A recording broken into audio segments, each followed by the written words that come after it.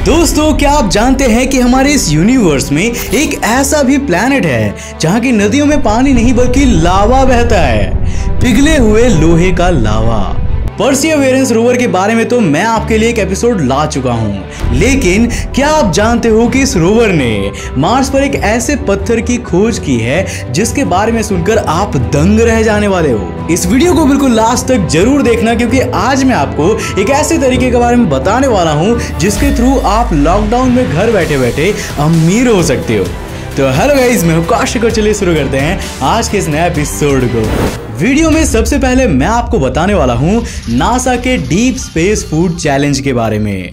दोस्तों, हम इंसान समय समय पर स्पेस में एस्ट्रोनॉट्स को भेजते रहते हैं और आने वाले समय में ये एस्ट्रोनॉट्स स्पेस में दूर दूर के जगहों पर जाने वाले हैं। ऐसे में एस्ट्रोनॉट्स को स्पेस में एक हेल्दी डाइट की जरूरत होगी और हर इंसान की तरह वो भी चाहेंगे कि उनका खाना स्वादिष्ट और मजेदार हो। इसी को ध्यान में रखते हुए नासा एक ऐसी टेक्नोलॉजी चाहती है जिससे स्पेस में एस्ट्रोनॉट्स के लिए हेल्दी खाने को बनाया जा सके और वो एस्ट्रोनॉट्स को स्वादिष्ट भी लगे।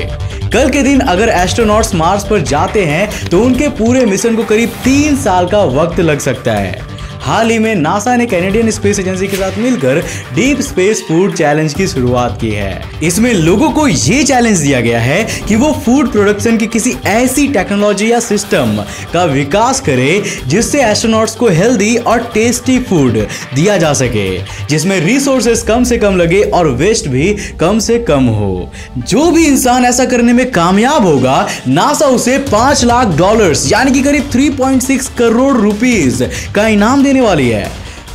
इतने सारे पैसों की बात सुनकर आपके मन में तो लड्डू फूट रहे होंगे। तो अगर आपके पास कोई सॉलिड आइडिया है तो जाओ नासा की वेबसाइट पर और जीत लो 3.6 करोड़ रुपीस। अब जरा इस पत्थर को देखिए।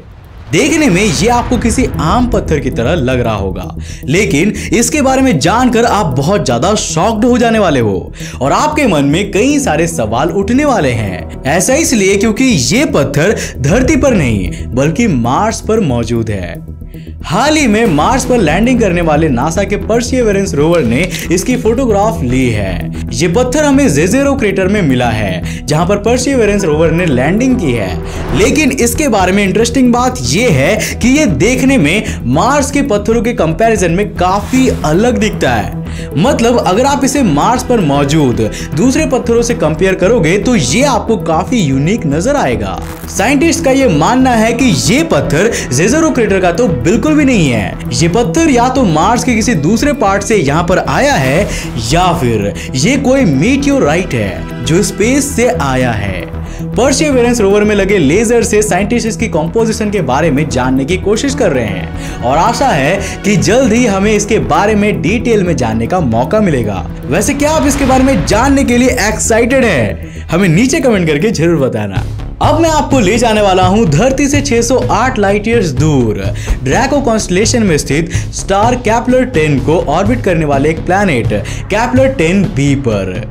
इसे 10 जनवरी 2011 को नासा के केपलर स्पेस टेलीस्कोप से खोजा गया था और ये इससे खोजा गया सोलर सिस्टम के बाहर का पहला रॉकी प्लैनेट था। ये एक्सोप्लैनेट धरती से 1.47 टाइम्स ज्यादा बड़ा है और 3.72 टाइम्स ज्यादा भारी है। ये अपने स्टार के बहुत ज्यादा ही करीब है। मतलब अगर हम मरकरी और सूरज के बीच की दूरी को इससे कंपेयर करें तो ये उससे 20 गुना ज्यादा करीब है।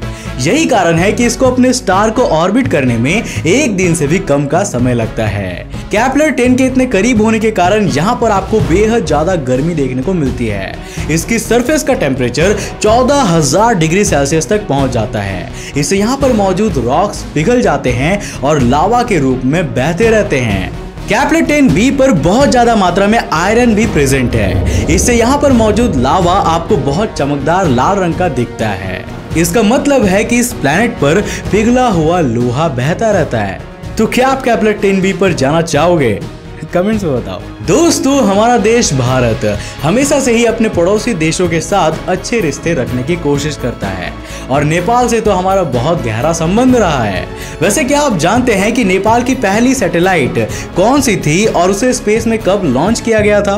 वेल इसका नाम है नेपाली सैट 1 और इसे 17 अप्रैल 2019 को लॉन्च किया गया था। ये एक लो ऑर्बिट रिसर्च सैटेलाइट है और स्पेस में नेपाल की पहली सैटेलाइट भी है। इसे यूनाइटेड स्टेट्स की कंपनी नॉर्थरोप ग्रम्बन के रोबोटिक रिसप्लाई स्पेसक्राफ्ट सिग्नस के सिग्नस NG-11 मिशन के तहत भेजा गया था। वैसे आपको बता दूं कि ये इस मिशन के द्वारा भेजी गई पहली सैटेलाइट नहीं थी, बल्कि इसके साथ श्रीलंका की रावणा 1 सैटेलाइट को भी भेजा गया था। ये भी एक लो ऑर्बिट रिसर्च सैटेलाइट है। हालांकि नेपाल के ऑपोजिट ये श्रीलंका की पहली सैटेलाइट नहीं थी। श्रीलंका साल 2012 में ही अपनी पहली सैटेलाइट सुप्रीम सैट 1 को स्पेस में भेज चुका है। आपको बता दूं कि सुप्रीम सैट असल में श्रीलंका का एकमात्र सैटेलाइट ऑपरेटर है। ये चाइना के जिनचैंग में स्थित एक कंपनी CGWIC यानी कि China great wall industry corporation की मदद से काम करती है। 12 नवंबर 2012 को इन्होंने चाइना के लॉन्ग मार्च 3B रॉकेट से स्पेस में अपनी पहली सैटेलाइट सुप्रीम सैट 1 को भेजा था। अब अगर हम बात करें हमारे पड़ोसी देश बांग्लादेश की, तो बांग्लादेश की पहली सैटेलाइट थी बांगाबंधु 1, जिसे 11 मई 2018 को फ्लोरिडा के कैप कैनावरल लॉन्च साइट से स्पेसएक्स के रॉकेट फैल्कन 9 से स्पेस में भेजा गया था। भारत के लोगों के लिए अब सैटेलाइट लॉन्च कोई बड़ी बात नहीं रह गई है, लेकिन ये बांग्लादेश के लिए किसी नेशनल इवेंट से कम नहीं था। पूरे देश के लोगों ने इसका जश्न मनाया था और इसे बहुत ज्यादा मीडिया कवरेज भी दी गई थी। अब ऑब्वियसली अगर ये देश की पहली सैटेलाइट थी तो उसे ऐसा सम्मान मिलना तो बनता ही है। बांग्लादेश गवर्नमेंट के अनुसार इस सैटेलाइट को भेजने का लक्ष्य यहाँ टेलीकम्युनिकेशन सर्विसेज और इंटरनेट एक्सेस को बढ़ाना है और शहर और गांव के एरियाज के बीच के डिजिटल डिवाइड को दूर करना है। इस सैटेलाइट का नाम बांगाबंधु 1 बांग्लादेश के फादर ऑफ नेशन कहे जाने वाले शेख मुजीबुर रहमान के सम्मान में रखा गया है। मैंने आपको अपने एक पिछले वीडियो में भूटान की पहली सैटेलाइट भूटान 1 के बारे में बताया था, जिसे जापान की मदद से स्पेस में भेजा गया था, और ये भी बताया था कि भूटान इसरो की मदद से एक सैटेलाइट भी तैयार कर रही है। अगर आपने उस वीडियो को नहीं देखा तो उसका लिंक आपको ऊपर आगे बटन पर मिल जाएगा। तो आज के लिए बस इतना ही। अब आप मुझे कमेंट करके बताओ कि आपको आज का ये वीडियो कैसा लगा। अगर आपको ये वीडियो पसंद आया तो लाइक करने के साथ साथ अपने फ्रेंड्स और फैमिली के साथ जरूर शेयर करना। अब जब वीडियो के लास्ट तक आ गए हो तो अब स्टॉक्स को डाउनलोड जरूर कर लेना। लॉकडाउन में पैसा कमाने का सबसे सही तरीका है। तो आज के लिए बस इतना ही। अगर आप नए हो इस चैनल पर इंटरेस्टिंग वीडियोस के लिए इस चैनल को भी सब्सक्राइब करने के साथ साथ नोटिफिकेशन बेल को बंद कर देना ताकि आप देख सको हमारे वीडियो सबसे पहले। तब तक के लिए बाय, जय हिंद।